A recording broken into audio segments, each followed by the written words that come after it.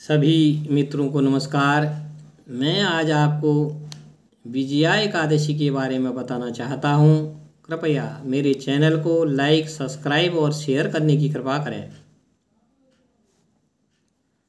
धर्मराज युधिष्ठिर बोले कि हे जनार्दन, फाल्गुन मास के कृष्ण पक्ष की एकादशी का क्या नाम है तथा उसकी क्या विधि है, सो सब कृपा पूर्वक कहिए। श्री भगवान बोले कि हे राजन, फाल्गुन मास की कृष्ण पक्षी एकादशी का नाम विजया एकादशी है। इसके व्रत के प्रभाव से मनुष्य को सभी जगह विजय प्राप्त होती है।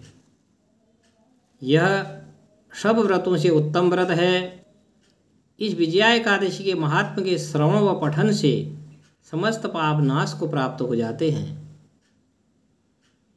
एक समय देवर्षि नारद जी ने जगत पिता ब्रह्मा जी से कहा कि महाराज, आप मुझसे फाल्गुन मास के कृष्ण पक्ष की एकादशी का विधान कहिए।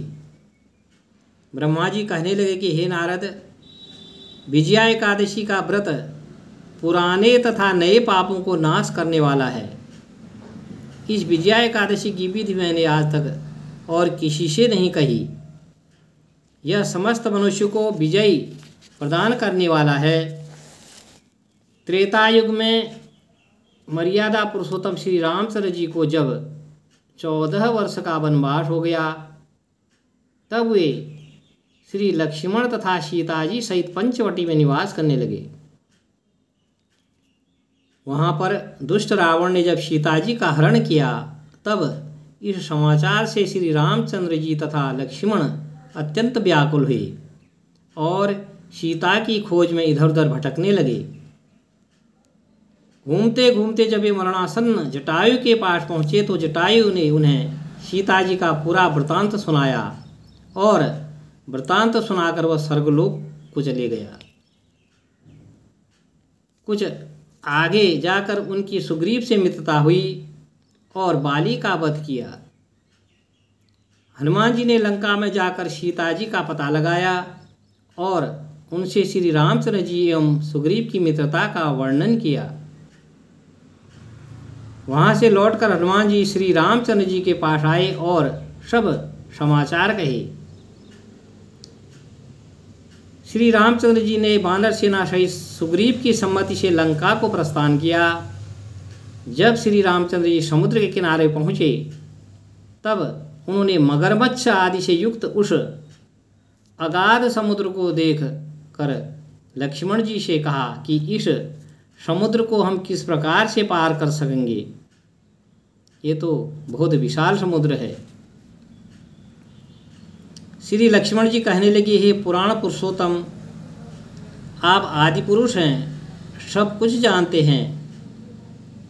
यहाँ से आधा योजन दूर पर कुमारी द्वीप में बगदालभ्य नाम के मुनि रहते हैं।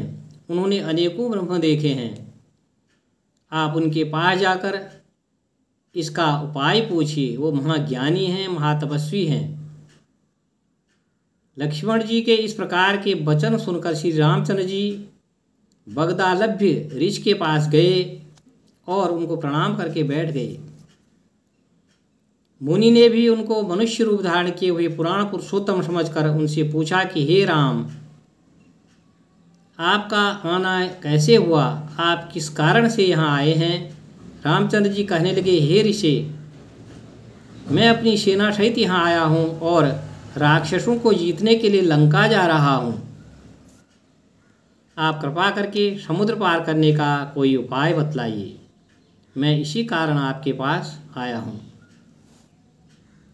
बगदालभ्य ऋषि बोले कि हे राम, फाल्गुन मास के कृष्ण पक्ष की एकादशी का उत्तम व्रत करने से निश्चित रूप से आपकी विजय होगी, आपको सफलता मिलेगी। साथ ही आप समुद्र भी अवश्य पार कर लेंगे। इस व्रत की विधि यह है कि दशमी के दिन स्वर्ण, तांबा, चांदी आदि या मिट्टी का एक घड़ा बनाएं। उस घड़े को जल से भरकर तथा पंच पल्लव रखकर वेदिका पर स्थापित करें।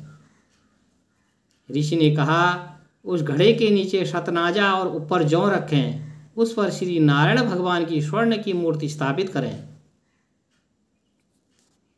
एकादशी के दिन स्नान से निवृत्त होकर धूप दीप नैवेद्य नारियल आदि से भगवान की पूजा करें।